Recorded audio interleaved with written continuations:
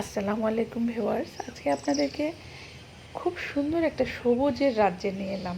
এটি হচ্ছে চাঁদপুর সরকারি কলেজ ক্যাম্পাস। কতটা সুন্দর, কতটা অদ্ভুত, পুরো ভিডিওটা দেখলে আপনারা বুঝতে পারবেন। মফস্বলের একটি কলেজ এতটা সুন্দর হতে পারে আসলে ভাবা যায় না।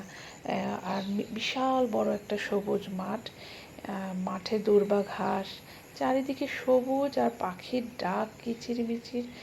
এতটা সুন্দর, এতটা মায়াবী একটা পরিবেশ, মানে না আসলে বোঝার উপায় নেই। আর এখানে অনেক সুন্দর করে সাজানো গোছানো ফুল গাছ অনেক ধরনের লাগানো আছে। এটি হচ্ছে জবা, আর একটি দেখতে পাচ্ছি একটি গোলাপি রঙের, আর এখানে আছে একটি লাল জবা। আরও অনেক ধরনের গাছগাছালি পুরো কলেজ জুড়েই আছে। অনেক রেয়ার বৃক্ষও আছে। আর এখানে আছে একটি হলুদ জবা, এটাও কিন্তু বেশ রেয়ার এই কালারটি। তো সামনে দেখতে পাচ্ছি একটি ঝুমকো জবা, যেটা নিয়ে আমরা অনেক ছড়া পড়েছি ছোটোবেলা, তাই না? ঝুমকো জবা, বনের ফুল, ঝুমকো জবা, কানের দুল, একদমই কানের দুল। আর এই যে ভবনটি দেখতে পাচ্ছি, এটি হচ্ছে আরেকটি ভবন। কি সুন্দর সাজানো গোছানো, আসলে দেখলেই চোখ জুড়িয়ে যায়, মানে মনটা ভরে যায়। এত সুন্দর করে পরিপাটি করে সাজানো পুরো কলেজটি সিসি ক্যামেরার দ্বারা নিয়ন্ত্রিত এবং ভীষণ সিকিউর, ভীষণ সুন্দর। মানে কলেজ প্রশাসন আসলে আমি তাদের কাছে বলবো, কৃতজ্ঞতা জানাবো যে মফস্বলে এত সুন্দর পরিপাটি, এত সুন্দর রুচিশীলভাবে সাজিয়েছেন কলেজটিকে, এত যত্ন করছেন তারা। সেজন্য অবশ্যই তারা অনেক ধন্যবাদ এবং পাওয়ার দাবি রাখেন। আর এখানে যে আকর্ষণীয় কর্নারটি, এটি হচ্ছে পদ্ম কর্নার। কি সুন্দর, অসম্ভব সুন্দর। আর সামনে আছে এই যে একটি পদ্ম ফুটে আছে। এই পদ্মটি আমি দেখে, মানে আমি জীবনে প্রথমবার ধরেছি, ভীষণ এক্সাইটেড আমি। আমার কাছে খুব ভালো লাগছিল। আর কলিগুলো ফুটবে হয়তো 2-1 দিনের মধ্যে।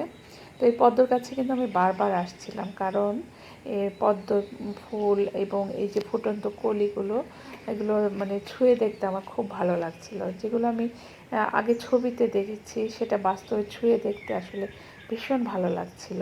আর পাখির ডাক তো কী বলবো, কিচিরমিচির কিচিরমিচির। আমার শুধু বারবারই মনে হচ্ছিল আমি যেন কোনো এক স্বর্গে চলে এসেছি। এতটাই একটা দারুণ একটা ফিলিংস দিচ্ছিল আমাকে। আর ভোরবেলা যেহেতু বাতাসটাও খুব মিষ্টি, আর আজকের ওয়েদারটা একটু মেঘলা মেঘলা, এই জন্য হয়তো বা একটু সানলাইটটা, আলোটা কম থাকাতে একটু অন্ধকার হয়েছে। হয়তো আরও ক্লিয়ার আসতো যদি একটু মেঘলা না থাকতো, ওয়েদারটা যদি পরিষ্কার থাকতো। আর এটি হচ্ছে বকফুল গাছ। বকফুল ফুটে আছে আমরা দেখতে পাচ্ছি, বেশ উঁচু লম্বা, বেশ কয়েকটি গাছও আছে। এবং এই বকফুলগুলো কিন্তু গোলাপি রঙের।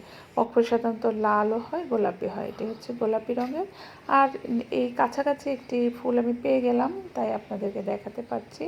আশা করি আপনারা অনেকেই চিনেন বকফুল।